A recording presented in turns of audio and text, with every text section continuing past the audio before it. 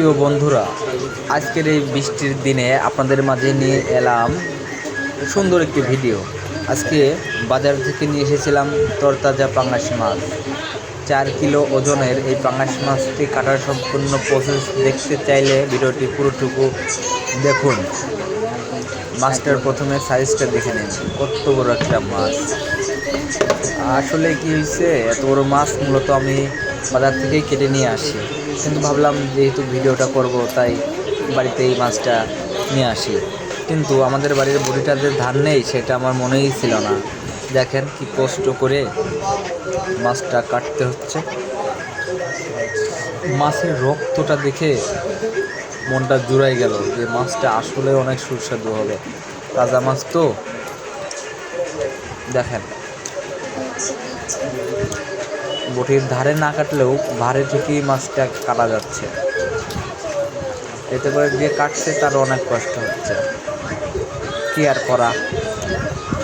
মাছের চর্বিটা দেখেন, তেলটা দেখেন, অস্থির। ওয়াও, এই চর্বিটা যদি ভেজেও খায় তারপরেও 2-1 থাল ভাত খাওয়া হয়ে যায়। এখন মাছের পিঠের সাইজের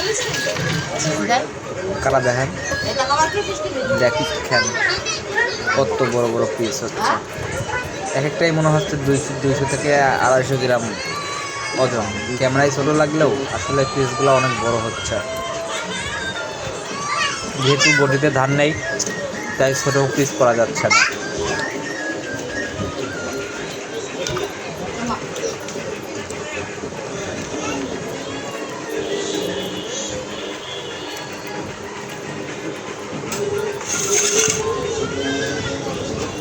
আমার তো মাছ কাটা দেখেই জিভে জল চলে আসছে। আপনাদের কী অবস্থা জানাবেন কমেন্টে। আর মাছটা কীভাবে খেলে বেশি স্বাদ লাগবে সেটাও কমেন্টে জানাবেন বন্ধুরা।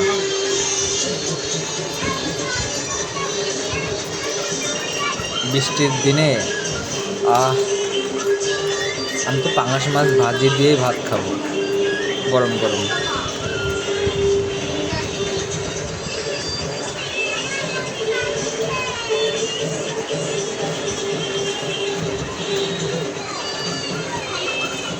আহা, পেটিগুলার কাটিং দেখেন। ও, সবচাইতে পাঙাশ মাছের পেটি আমার অনেক ভালো লাগে। তেল তেল থাকে তো, অনেক সুন্দর লাগে।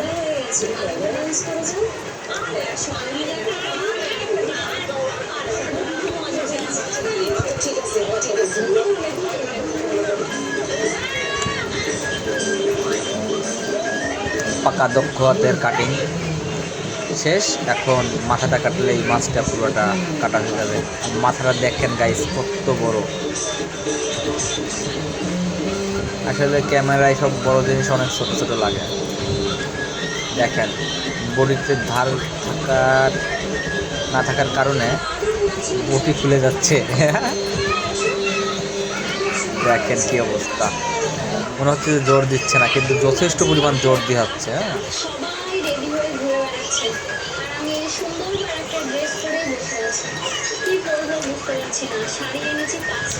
অবশেষে অবশেষে কাটিং কমপ্লিট।